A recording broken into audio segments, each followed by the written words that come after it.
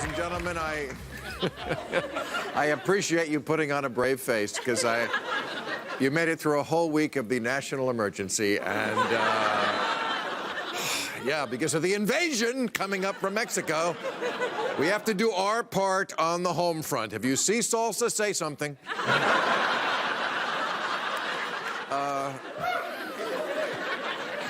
So Donald Trump, dealing with the emergency, spent the week golfing and poop tweeting, and you know, I was afraid he's now starting to threaten comedians. He was very upset about Saturday Night Live last week, and he said, why isn't there retribution? What the fuck does that mean? Retribution for comedians? And Alec Baldwin, now who plays Trump, of course, says he now fears for his family's safety. And they were scared enough already being Alec Baldwin's family. So,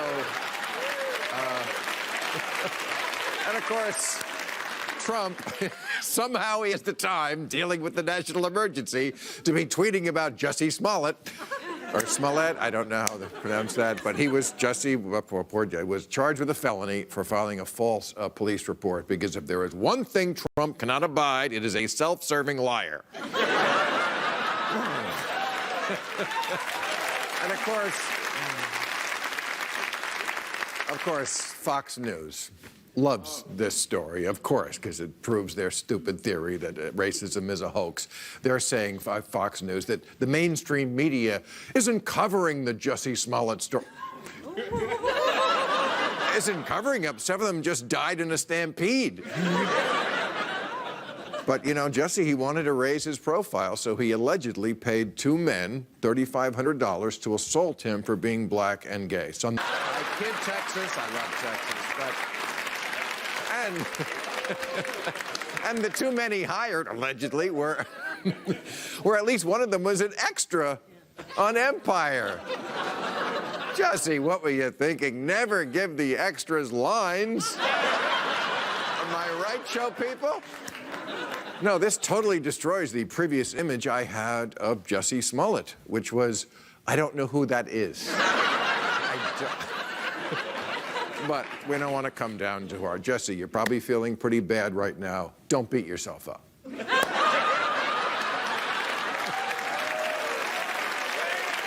beat yourself up. In less than 48 hours, you've got to host the Oscars. Okay. No host this year. Oscars are Sunday, no host, because a host might say something interesting, and we can't have that in America. And next year, to be safe, no presenters. You just grab the Oscar with your name on it, scan it, and bag it yourself. That's it. And there was, I'm not kidding, there was talk this year, I'm not kidding about this, of trying to have, as the host of the Oscars, a robot. A robot. Is that crazy? Well, Ryan Seacrest turned it down, so don't worry. Hey, you guys are happy. Bernie Sanders is in, declared that he is part of it.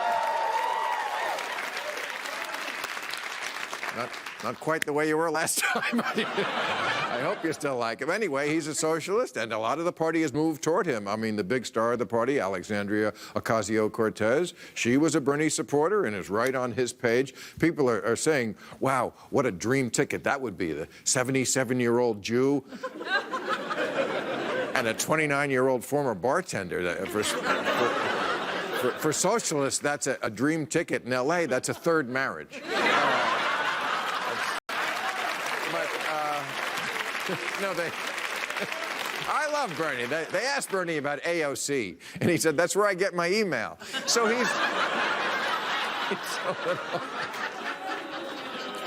and no, boy, what a day of scandals. R. Kelly today indicted on 10 counts of aggregated sexual abuse. Prosecutors say the evidence is so overwhelming he was named Archbishop of Philadelphia. So, and also, you know who got caught today? Robert Kraft. You know who that is? He is the owner of the New England Patriots, charged with soliciting prostitutes at a tug. A billionaire is at a rub and tug in Florida. Man, he won 6 Super Bowls. He needs more happy endings. And, you know, I always knew the Patriots were cheaters. But what an excuse, Robert Kraft. He says he was just deflating his balls. Okay, we got a great show. Donna Brazil, Claire McCaskill and Rick Wilson are here, and a little later I'll be speaking with philosopher and author Bernard-Henri Lévy. But first up, he is the U.S. Representative for California's 28th Congressional District and Chairman of the House Intelligence Committee. We're hoping he will save us all. Adam Schiff, ladies and gentlemen. Adam Schiff, how are you? Welcome home. Great to have you here. Okay. Adam, I know why you like to do our show. You get to sleep in your own bed. That is true. Okay. That is true. So you put out an open letter today. I read it. Interesting stuff. And it's funny because I was going to ask you about this because I assume you do talk to Republicans after hours. Now, I know when Obama was president, they complained he didn't socialize enough with them. Do you socialize? We do socialize, and certainly there are a lot of private conversations where they will express their deep fears, misgivings about this president, about his lack of ethics, about his basic lack of decency. So you're saying in this letter you want them now to do that publicly. What you're saying over martinis, you want to hear publicly. You know, people will stop me in the corridor, Republicans, and say, keep doing what you're doing. Really? You know, even senior Republicans, which of course would be heresy for them to say publicly, I don't need private confidences, misgivings anymore. We need public statements. We need people to take a stand. We need people to vote their conscience. You know, the president now has declared this unconstitutional emergency. I mean, it's hard to make a weaker case for an emergency than the one he's made, where Congress has deliberated for months about this. Congress has rejected his proposal. Congress has come up with a bipartisan consensus instead on something else. And this, for him, is an emergency. Well, it's a complete end run. It's an attack on the principal power of the Congress, the power of the purse. Right. If Republican members won't defend their own institution, what hope is there that they'll defend the judiciary or anything else in our... All the time, looking like they're going to be something. That guy Kennedy from Louisiana, John Kennedy, was good for a while. Lindsey Graham was good for a while. Mitt Romney. Richard Burr, who is the counterpart right on the Senate committee. Yes. He seemed like a normal guy for a while. This week he said, you know, we've looked at the evidence. We don't see anything that would make us think the president was involved in collusion. I think Trump is a blackmailer. You know, do they have pictures of these guys with a duck or something? What makes these guys wilt like that? You know, he's still popular in their base, and they're terrified of having a Trumpist primary challenge, and that, I think, cows them into silence. But you're right, it's inexplicable. Why be there? What's the point of being there? Why do you aspire to be a member of Congress if, when the country really needs you, you're missing in action? You know, the statement that some of my colleagues have made, there's no evidence of collusion, for example. You might as well say there's no evidence that the president is dishonest. Hello. Do you hear the words coming out of his mouth? Yeah, the evidence is all too plain. You know, everybody's waiting on him dropping in the Manafort case. Well, if you look at just the Manafort case, here's the campaign chairman meeting with someone believed to be associated with Russian intelligence, offering polling data, and apparently not a top line, here's why we think Donald Trump is going to win, but raw data. Why is that being provided to the Russians? And why are they lying about it? And why is Roger Stone lying about his contacts with the publishing arms of the Russians, or Guccifer II, which is directly the GRU? Why is Flynn lying about his contacts? You know, these and 100 other communications, why all the lies? Why all the obstruction? Why all the Russians? Why is every day I hear Kalimnik and Spravia and Natalia? I never heard these kind of names before. And when you talk about the corruption, that everything that the Trump name is associated with is being investigated. The Trump organization, right? The Trump charity was, the Trump University, the campaign, the inaugural.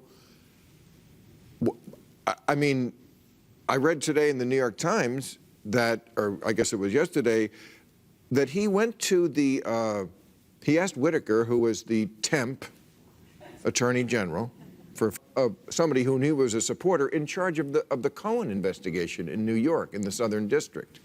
Now, isn't that itself obstruction of justice? Well, it certainly looks like obstruction to me. I mean, he's trying to handpick someone to put their hand on the scale or protect him. He wants a Roy Cohn in the Southern District of New York. But here's another thing that just to me is so telling about how this president has dumbed down our moral standards. You have two attorney generals, the last two attorney generals, Matt Whitaker, who auditioned for the part by going on cable news and saying, this is how I could privately cripple the Mueller investigation, and then Bill Barr, who basically auditioned the same way. Both of them refused to commit to following the advice of ethics lawyers. Is it so much to ask that the top law enforcement officer of the country would commit to following the advice of ethics lawyers? But apparently that's no longer part of the job requirement. And that is a sad day in America, but it's also part of why they were chosen. But part of why they were chosen. If Bill Barr was going to commit to following the advice of ethics lawyers, he would have never been appointed. And this is where we are. And this, Bill, is why I wrote this letter to my Republican colleagues. By drop, we see our democracy evaporating. And you need to look at the cumulative total of all this and how much damage is being done. And I think my colleagues have to ask themselves, why am I here if not to defend this beautiful system we have and speak out and act my conscience and whatever my voters do. I always tell my constituents the job of a member of Congress is not to get reelected. It's to do the right thing and still find a way to get reelected. But the problem is, no one who needs to hear this is hearing it. That's the problem. Do you get invited on Fox News? Yes, I do. You do? I do. And I go on Fox from time Do you to go, time. Sean Hannity invites you on? Oh, he invites me a lot. You don't go? I used to go. You should I used go. To go. That's who needs to hear your message. I thought you weren't invited. No, I am invited. I am invited. Please go. No, seriously. You liked me. I do. But I like America, too. You got to get in the bubble, man. Well, This bubble's already sewn up. We got these bubbles. Here's the thing. Here's the thing about Fox News. And there's, but I'm just trying to think of some, but I'm sure there are. It's not. There are. About them. It's about the audience that's listening to it. No, At least they would hear the argument. The challenge that we face, and I think this is the cross-cutting challenge of all, and it's demonstrated by Fox News, is we now get our information from such different places. Right. And people live in their information world. My point. If there had been a Fox News when Richard Nixon was president, there would have been no premature end of his administration. My favorite anecdote, my favorite anecdote of Watergate is, because this is so Trumpian, you could imagine Trump doing exactly the same thing. When the tapes were revealed, and the White House didn't want to give out the tapes and didn't want to make them public, didn't want to give them to Congress, they came up with a solution. We'll give them to James O. Eastland, this old Democratic senator, and we'll let him tell the public what's on them. Well, he was notoriously deaf. And you could see Donald Trump saying this, but the difference between then and now is if Donald Trump proposed that today, Fox News would say, that's a brilliant idea. That's a brilliant idea. And people who want to live in that world why can you live in that gotta world. go there, man. All right. I appreciate it. Okay. My last question. I always ask myself how the Republicans can abide by the fact that this president, attacking the Democrats, we get that, but he attacks the institutions of government. He attacks the FBI, the CIA, the Justice Department. This is unbelievable to me. And I was trying to think, how could he get away? Why do they put up with this? But then I thought, when a Republican attacks government, that goes back to Reagan. Reagan famously said something like the scariest 9 words in the English language are, I'm from the government and I'm here to help. Ha, ha, ha. When you lay that groundwork that the government is evil to begin with, that they can do no right, 40 years later, Trump comes along and he says the FBI is crooked, people buy it. You think that's what it is? You know, I think that what Republicans admired about Reagan was not just his ideology, which was very clear, but the fact that he projected a sense of decency and a sense of optimism. I remember feeling, as I watched our president in Helsinki say, I believe this guy, Vladimir Putin, over my own intelligence agencies. I thought to myself, Ronald Reagan once said, I didn't leave the Democratic Party left me, has left Ronald Reagan. Right. There's nothing left about him in that party. There's no decency in the leader of their party. Right. There's no integrity. There's no optimism in Donald Trump's Republican Party. America is a victim. I just came from Munich, where we had this security conference and where the speaker led a delegation to do our part as Article 1 to convince our allies that we value NATO, that we value the European Union, the transatlantic alliance. And, you know, our allies have profound questions about whether they can count on America anymore. That's the legacy of this president. That was not Ronald Reagan's legacy. All right, Congressman Adam Schiff. Look for him on Fox News, everybody. Thank you, Adam. I appreciate it. All right, let's meet our panel. How are you? Hey, great to meet you. Yeah. Okay, here they are. He is a Republican strategist whose New York Times best-selling book, Everything Trump Touches Dies, will soon be in paperback. Rick Wilson. Rick, how you doing? Great. She is the former Democratic National Committee chairwoman and co-author of For Colored Girls Who Have Considered Politics. Donna Brazile is over here.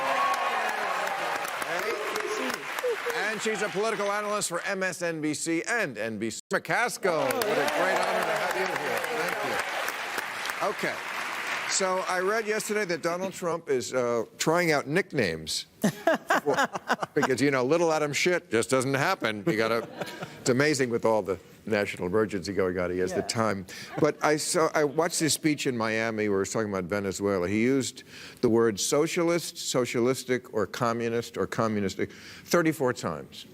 And I have a feeling whoever is the nominee of the Democratic Party, that's going to be the nickname. That is what he is going to do. You are a commie, and not a good one like my buddy Kim Jong-un, or the ex-KGB guy who I love so much. I mean, a bad commie like Woody Guthrie, you know. So what do the Democrats do about that? Because Bernie Sanders is in, the face of the party is AOC now. They're looking more like a socialist party. What do they do? Oh, first of all, we ignore Donald Trump because in a couple of weeks... Well, that didn't work out too good last time. No, well, last time we paid too much attention to him, but we ignored the people who listened to his lies and his bullshit. This time, I think it's important that the candidates go out there and they talk about the issues and look, answer to. We're answering to the American people who want to lower prescription drugs. We're answering to the American people who want to deal with climate change. And if he wants to get out there and call us a bunch of names, guess what? He's a juvenile. I don't know. I mean, what do you think, Senator? I think we've got to realize that there's 5 states: Ohio, Wisconsin, Michigan, Florida, and Pennsylvania. That turn the election. That turn the election. And we've got to make sure that whoever is nominated understands those states and speaks to the people in those states. And if we get carried away with some ideas that are great for our party, but probably not going to get 60 votes in the Senate, we need to stay not on the macroeconomics, but maybe on the macaroni and cheese issues. Right. You know, like, you know, how can I send my kid to college? How can I afford to retire? Well, socialism answers some of those. Well, but that's not the answer I think that people in those states are going to be comfortable with. Maybe not. Especially older voters. They probably like the programs, Democrats, but not the names. Yeah, well, They don't like right. the names. So we got to be careful of the names. But Names matter. But you said famously when you were running only a year ago, you said, I'm not one of those crazy Democrats. That's correct. What in? I am not. I am. You are. Yeah, I think you might be. Badge of honor, but Badge of honor But for you know, you're running in Missouri, where Donald Trump won 57% of the vote. It's amazing a Democrat gets elected at all there. What do they think when they hear? What is a crazy Democrat to them? Why do they think Democrats are crazy? Well, I think the crazy I was referring to were not the Democrats that fought with me shoulder to shoulder to try to fight the tax cut or to pass the ACA or to do all the things we did as a Democratic Party when I was in the Senate. The crazy Democrats I'm talking about is the state senator in Missouri who actually put on our Facebook page that Donald Trump should be assassinated. Well, this is a bad idea. This makes us look very, very bad. Or the people, frankly, who go in restaurants and get up in the face of someone and scream at people. And I think what we've got to do is get back to realizing that how we appear matters, and we need to, he's bad. I mean, he's got 53% approval in my state, but not in most states. Still, right now. So we've got to go after the issues that he is failing America on. He's failing our farmers. It's so easy to forget about that whole middle of the country. I think one of the things that Democrats need to do in 2020 is to point out that although Donald Trump is going to go out and run this thing, the creeping socialist horde, right now, because of his stupid trade war. Right. So how's that socialism taste to you guys out there in the Midwest right now? Right. I mean, this is a guy who's doing damage to them every day. And there is a point that I think Claire's point is correct. The Democrats can walk themselves into a box very easily. They seek death all the time politically, and so it's important for them not to like lead with the commie stuff. It's important for them to, and that doesn't mean you don't get to call Donald Trump. That doesn't mean you don't get to like slap him down that he's a bankrupt, broke dick idiot. But this is a guy who is going to drag Democrats into the insult fight, whether they like it or not. He's going to drag them into that, whether they like it or not. If it's if it's a female candidate, she needs to say right off the bat, yeah, you're going to call me a bitch anyway, so let's get to it. Wow. They need to have some fight in that dog. It needs to be smart. The issue set needs to be smart and highly targeted, but they've got to fight with this guy. They've got to show voters that they have some passion and some energy, and not just on the like, I am so excited about climate change. Voters don't respond to that. They respond to that being told, I'm going to fight for you. I'm going to help you. I'm going to do something for you, your family, your kids, your job that's meaningful and important. And but climate change is meaningful.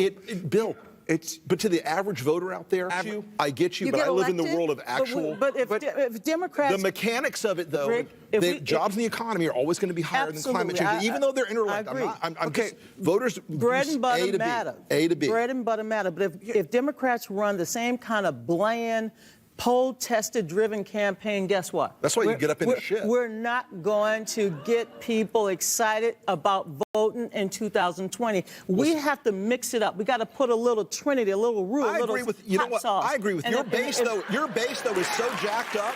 Your base is going to come out and vote against this sumbitch no matter what. Well, you're going to have to get some people in places like Florida and Ohio and Pennsylvania, Michigan, who are those like male deer hunting Democrats. Well, I will make one prediction. We have 452 candidates running. The one that gets the nomination will inspire people. That will happen. It will be an inspirational candidate because they're going to have to fight through a hell of a crowd to get the nomination. I got to say one last thing, Bill, and I know it's Black History Month, so I get a little extra time. Yeah. I'm sorry, baby. Hey, I got no makeup. This ain't no blackface. All right? I've been talking about blackface all damn month. I'm so over talking about blackface. All right. We good? Yeah. We're good. All right. We good? Preach. Totally. All right. But what concerns me is that we keep 2016 is that we bypass so many people in trying to get to 270 that we forgot that we have people in the middle of the country that want to hear from Democrats. They want to hear common sense solutions. And that's what we, that's why we have Can I just stick up for the environment for 1 second? I'm with because you on that. I hear this every election. It's like, well, you know, the environment is very important, but if you talk about it, you're going to lose voters. They don't care about that. Listen, AccuWeather predicts that the total economic loss to the state of California due to the wildfires, remember those a few months ago we had here, will be $400 billion. Woo. $400 billion. So when Republicans say, you know, oh, you want to switch over to renewables, how are we going to pay for that? How are we going to pay for this? Thank you. And you know, people really do die because of climate change. They really do. And the Cancer storms? used to be 1 in 100. Now it's like 1 in 3. Right. There's an insect apocalypse. If the bees go, the food goes. I mean, I know this is something that liberals cheer on, but everybody, a leader is someone who takes that message. That's what Republicans have always been good at. Oh, the people don't believe that? We don't care. We'll make them believe that. Right. Oh, they like the public option? Give us 6 months. They'll hate it. Right. That's what Democrats have to do. Absolutely. I agree. Okay. Next issue, we have a few minutes before. Not so crazy. We both agree. I'm so sorry. Jussie. I'm sorry I'm mispronouncing the name. Look, I'm not defending him, but it seemed like when Trump does it, it's called truthful hyperbole. You don't have to be. But it seems to me that what it said about America is that there is nothing as powerful as a victim. And that is a big problem in this country. He wanted to be a victim. He just didn't want to, go through all the steps He of having wanted to be a raise, he wanted a raise, he wanted a raise. He wanted money. That's what he wanted. He didn't want. No one wants to be a victim of hate crimes. No one wants to be a victim of being attacked and brutalized because you're gay or you're black or you're Jewish. That's bullshit. He wanted a pay raise and he wanted to bring attention to himself. I'm angry with him. I'm upset with him, and he owes not only the city of Chicago an apology. There are real life victims out there today, and I refuse to shut up because he played a terrible game, and it's painful. But I feel like we've gone from this place where now I hear people say victims should be believed. Victims should be taken seriously. You're absolutely right. Victims should not always be believed. Take you seriously. Absolutely. That's a big difference, but we seem to have skipped that step, as we always do. Well, the problem is you're looking at somebody who spent a lot of time in a courtroom prosecuting sex crimes. I mean, a lot of time in a courtroom. And we have come a long way, but there is still in this country a problem that many victims are not taken seriously. So if we're going to have due process, we can't just blanketly believe anybody who comes forward with any allegation. But if we take them seriously and give them due process, that's what happened here. They gave him, took him seriously, and they investigated it. The investigators did a great job, and they found out that he was, a jerk. By the way, I think, though, it speaks also, Bill, to the way our society is siloed into these two camps now. There were a lot of people on the Democratic side who immediately were tweeting and, oh my God, this is the most horrible thing in the world. Nobody waited. On the Republican side, there was everybody. At the minute it was turned out to be this thing, it was, oh, all hate crimes are fake. This isn't real. We have got and you're right, everybody has a chance to be listened to and heard. They can tell their stories. And, as painful as this episode has been, the system kind of worked. Yeah. He got listened to, and unfortunately for him, he got listened to in a way that proved that he was Rick, there's still a lot of women out there. No, I'm not disputing that at all. And that's why this is such an awful case. So that's the problem. It's also an awful case because it immediately gives a lot of people on the Trump faction these are all just contrived things. Well, no, you know what? Pittsburgh wasn't contrived. No. Guys sending that's pipe the sad bombs, part of it is that Fox News will dine out on this. Yes, as forever. they always do. Because another problem we have is Americans love the anecdotal. Right. Yes. One story, as opposed to a lot of peer-reviewed science, means so much. And meanwhile, we have another maniac out there assembling guns and weapons to try to destroy journalists and and we're going to get to that. I'm going to bring out Bernard in a second. Okay. But we're going to get to but I also just want to say one other thing. I saw Jussie's interview with Robin Roberts. Robin Roberts, good morning. He's not a good actor. I hate to say it. All right, let's bring out our mid-show guests. Our mid-show guest, he is a philosopher, human rights activist, and author of The Empire and the Five Kings, America's Abdication and the Fate of the World. Please welcome Bernard-Henri Lévy. Sir. What a great pleasure, sir. I have been following you for a long time. Me too. Really? Me too. Don't say that here. I didn't do nothing. Good start, as you say. So many things I love about you. One of them is that you love America. And I always wonder why, because you are a public intellectual, which America is a very anti-intellectual country. What do you love about us? You don't live here, that's what it is. No, I have an announcement for you. Oh, you do? America does not equal Donald Trump. No, America but even is not Donald Trump. Even before Trump, we were anti-intellectual. There is only one man in America who believes that America equals Donald Trump. This is Donald Trump himself. Right. Except him from outside, America is much bigger and much more lovable than Donald Trump. So why don't your countrymen feel that way? I mean, you have said France was built upon the hate of America. What I explained in my book, in this book, is that we have two France. We have the France of Lafayette, of de Tocqueville, and we have the friends of the fascists, the old fascists, from the right and for the left, who hate America. Those who hate America in Europe are the fascist thinkers. They hate the idea of a country based on a creed. They love roots, soil, race, and so on. And they hate this strange idea of a country based in a sky of ideas, which is also America. But what happens when we become the fascists? When we become... No, I'm talking about America, something unrecognizable. I think we all do. We hear it on the show every day. I know. That's the reason why I wrote this book. Right. In order to say to my fellow countrymen and also to Americans that there is an American creed, an American exceptionality, which is, again, much bigger than this epiphenomenon, who is Donald Trump. Donald Trump is nothing. Donald Trump is an ape, of course. And look how I was listening to all you guys. I was listening, and I listen to your program rather often. Thank you. Look at that. This is a democratic red basis. This is a democratic poll. Yeah. This is more America than this crazy nuts White House people. I hope. No, I hope your optimism wears off on me. But I know, I mean, you are, unlike a lot of people in Europe, unlike a lot of people in America, you want America to get more involved. Yeah, you were involved in Bosnia, Kosovo, Libya, Syria. You think we should have got in there? And I think a lot of us here in America think, wow, we have not had a good experience with that. We haven't handled it well. It always seems to be clumsy. It always seems to be too war. It's with the army.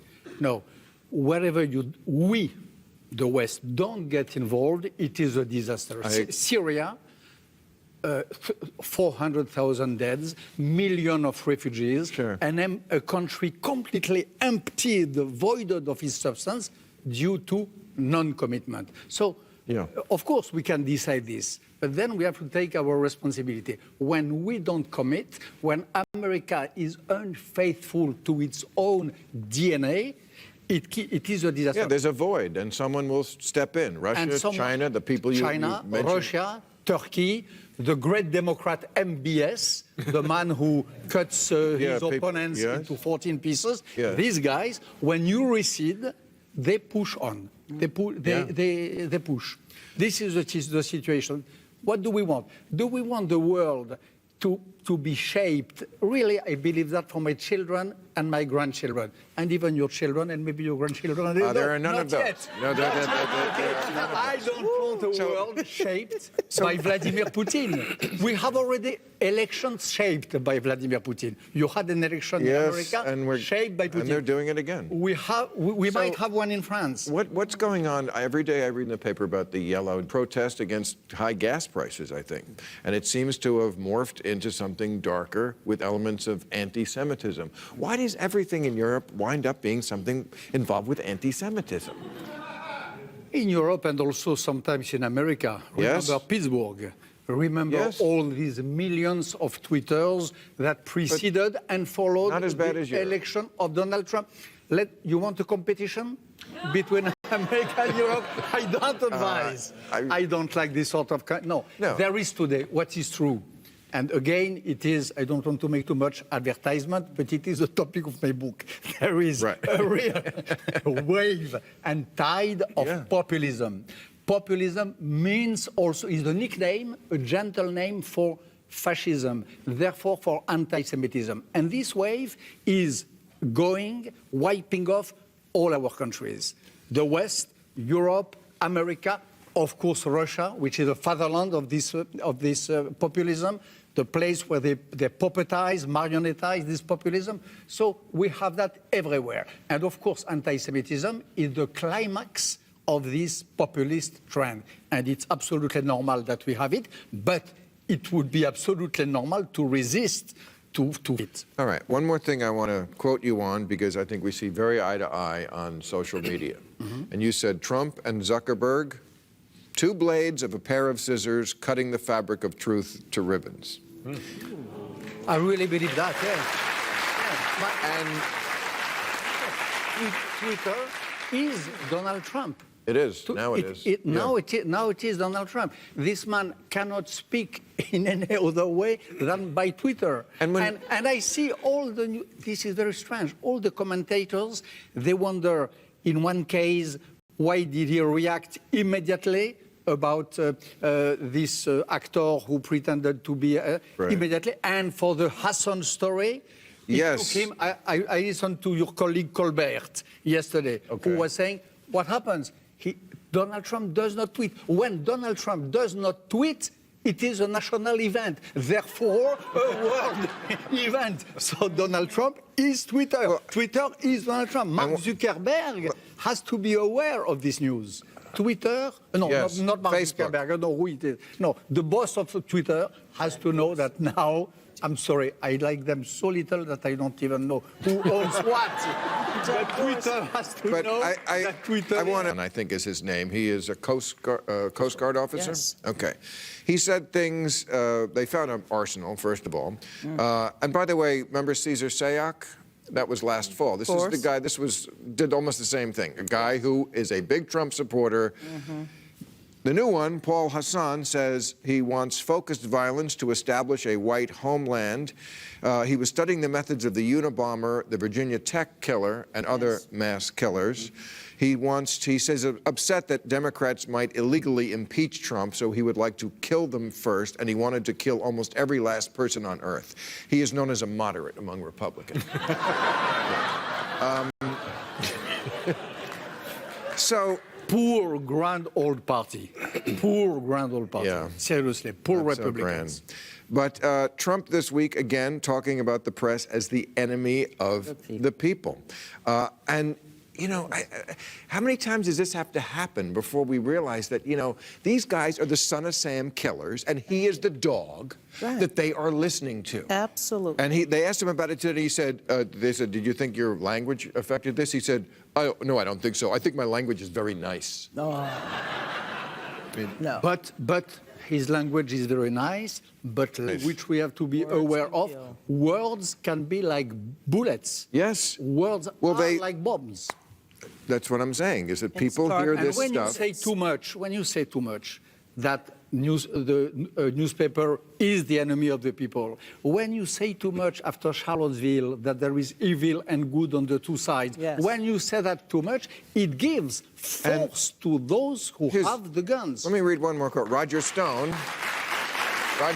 who was in court this week, he had said back in August of 2017, you try to impeach Trump, just try it, you will have a spasm of violence in this country. A politician that votes for it would be endangering their own life. Yes. You know, these words have meaning. The thing that's so weird about this is, why is this so hard for him?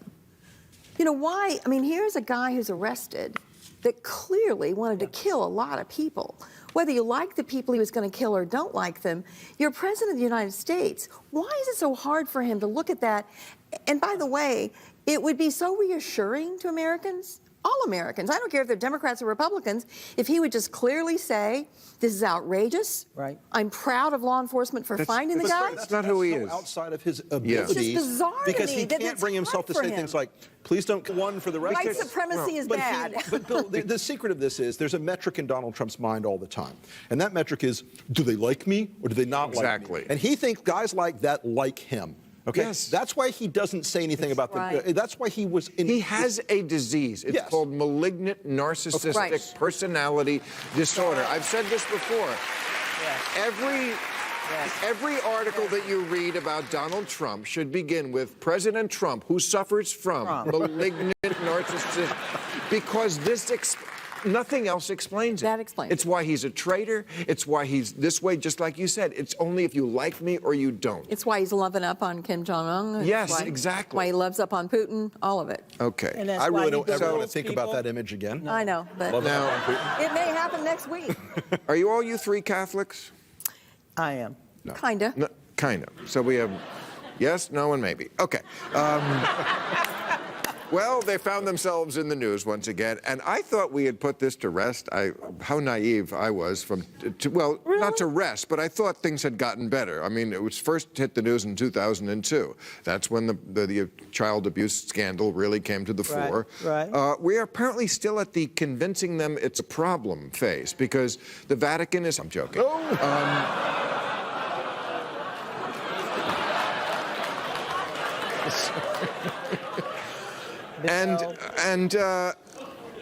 The problem is that they see, first of all, it's hard to wrap my mind around the fact that the Pope, who is, he has more power than anybody in any institution. He's the Pope. Cannot just do it because the bureaucracy apparently is Do what? Stop it. To clearly say This is exactly what he's doing. To be honest, I know your préjugés. I'm a fan of the show, so I know what you think about the Catholic Church. My préjugé against religion. You're right. I am préjugé against religion. This is exactly what he's doing. And what is happening now in Vatican, honestly, is a very brave initiative. More than others. But Together all we're the still cardinals, but we're still some of the victims, some of the survivors of the abusers, to put all these people together and to liberate the speech. What would be brave would be to say, call the police. He's still not saying that. No. They are still treating it as a sin, and a sin is forgiven, and a crime is prosecuted. One of the stakes of this summit is to say to the bishops, to say to the bishops, now you will. I don't think they've gone there. This will be the outcome of I the got a summit. good idea. You have 2 words. And I'm not a Catholic, as you Two may words. know. I'm Women not precisely a priests. Catholic, you know that. I agree with that. Women priests. Well, I have another Women one. priests would help. Married Put priest. women in those Or places. just marriage. Married priest. I Fuck agree. the adults. Fuck Look. other adults. Women and married. This I mean, institution. the difficulty of having an institution that's a couple thousand years old and feels like it is not accountable to temporal power.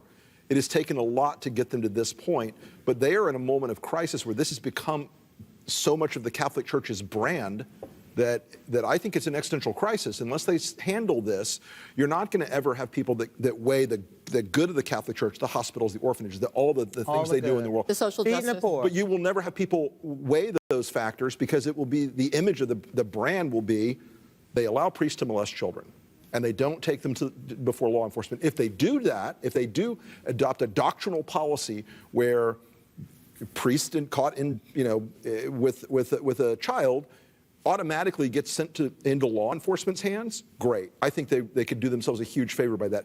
But I do understand there's like a momentum problem inside an institution that thinks on 150, 250, 350-year time frames. The Catholic Church to acknowledge Galileo was right. Galileo was right. Galileo, yeah. Galileo was right. Sorry about that. And 2,000 years, the church takes a long time to reform itself. And look, I remember as a child sitting in the back of the church during the segregation period, and they didn't apologize. But when I went to First Sunday, I did go to church. Now, I'm a Catholic Me by too. faith. What church you go to? St. Mattress? Bedside Baptist? What is St. St. Mattress, you lay your ass in bed and think. Oh, no. Oh, no, darling. Oh, you go to real... I was raised Catholic. You were raised I went Catholic. to Our Lady of Mercy, and there was none. Oh. And I went to Our Lady of Yes, and Perpetual they Help. did not but like they me. apologized. They apologized. Our cardinal in D.C. was the Frock, Cardinal McCarrick, who I really, growing up in D.C. as a 21-year-old, And this I is the big really event, honestly. respected. That was the huge. dismissal of McCarrick is the big event. Yes, yes, you're right. They are making some progress. But first of all, I'd also like to tell people, I don't think they understand this. Celibacy does not go back to Jesus. I agree. Okay, it's a fact. Right. It only was. I'm reading the Bible. It was only in the 16th century that they said this is how we do it. Right. So they have to become Jews again. They will break with chastity, normal life, and they will stop to be pedophobic and pedophile, both, because the two go together. The homophobia. Yes, of course. No, but homosexuals are not pedophiles. That's correct. That is correct. We can't sorry? make. Cannot- No. You can't mix those two up. I agree. Which two? Pedophiles and homosexuals. That's right. No, I there know. are a lot of Pedophiles, homosexuals in the Catholic. Pedophiles. Right. Pedophiles. It's two different things. Two different things. Okay. Not related. I know. All right, not related. Glad we all agree on that. That's a whole separate- Time for new rules, everybody. We got that one out. Okay, new rules. Okay. Neural Donald and Melania Trump must be thanked for providing the answer to the question, what is the opposite of raw passion? This is what a kiss looks like when both parties say, hey, watch my makeup.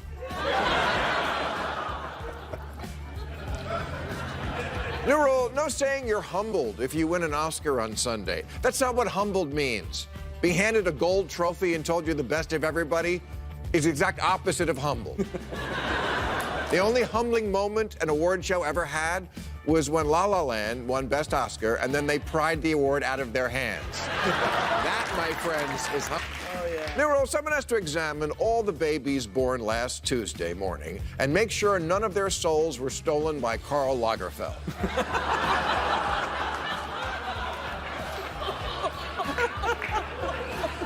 I don't believe in the afterlife, but I've seen 11 Halloween movies, and there's no way this guy just left.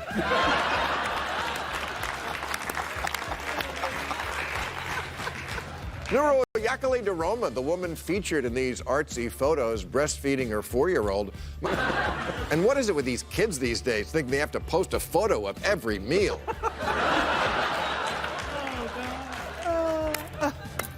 Nuro, don't feel bad if you can't keep up with all the Trump scandals.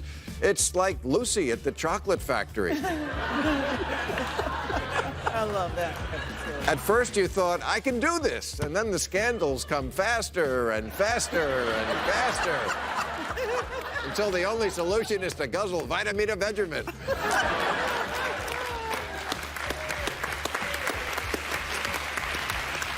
And finally, new rule, if Bugsy Siegel could invent Las Vegas out of a desert stopover for GIs, Amazon can turn Nebraska into the next Silicon Valley.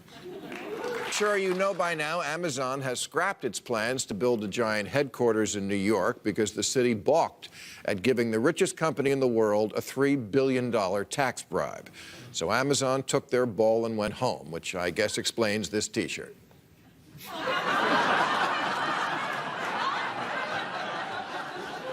But herein lies a chance for Amazon to show the world that a tech company can actually do good.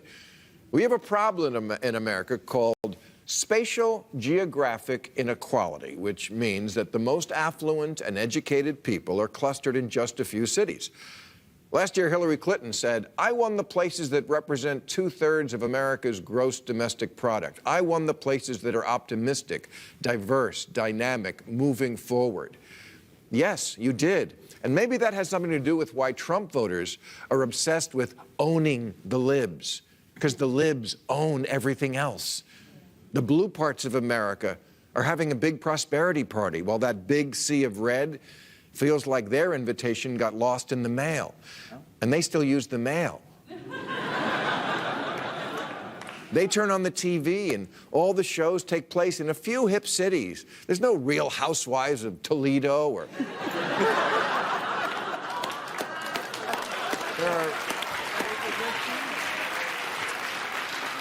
There are no red carpets in Wyoming, and no one ever asks you, who are you wearing? Because the answer is always Target. There are two Americas, and it seems like one is where all the cool jobs are, where people drive Teslas and eat artisanal ice cream. We have orchestras and theater districts and world-class shopping. We have Chef Wolfgang Puck. They have Chef Boyardee. Yeah. Our roofs have solar panels. Theirs have last year's Christmas lights. We've got legal bud. They've got bud.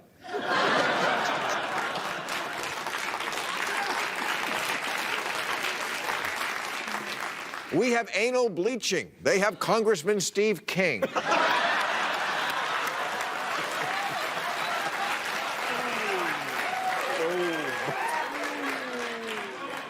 The flyover states have become the passed-over states. That's why red state voters are so pissed off. They don't hate us. They want to be us. They want to go to the party. Now,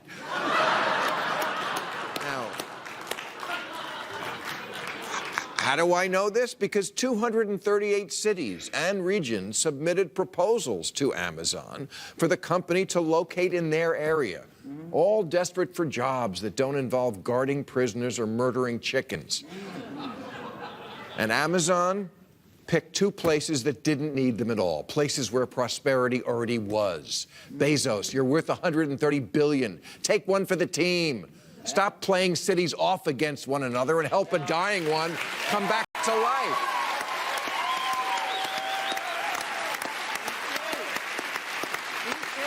Now, I know this sounds like a pipe dream, and it's true. I was smoking a pipe when I dreamed it. But if liberals are serious about winning elections, they have to start recolonizing the parts of the country they've abandoned. Mississippi is the poorest state in the country. Amazon could buy the whole state and rename it Amazippy.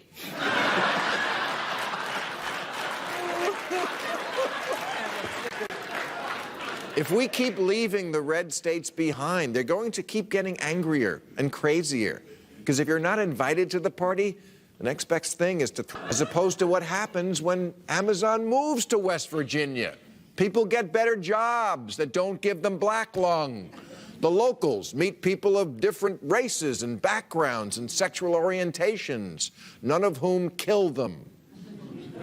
They find out gays don't ruin anyone's marriage, but they do improve the karaoke scene.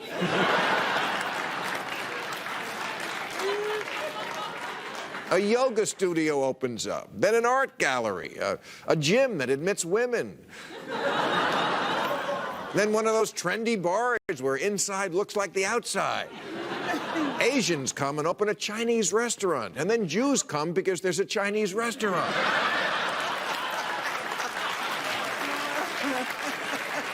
And before you know it, there's legal weed and decent health care, and the schools are teaching science again. All right, that's our show. I'll be at the Sanger Theater in New Orleans, April 6th, the Murat Theater in Indianapolis from the 7th, April 7th, at the Mirage in Vegas, April 12th and 13th. I want to thank Rick Wilson, Donna Brazil, Claire McCaskill, Bernard Henri Levy, and Adam Schiff. Stay tuned for Overtime on YouTube. Thank you, folks.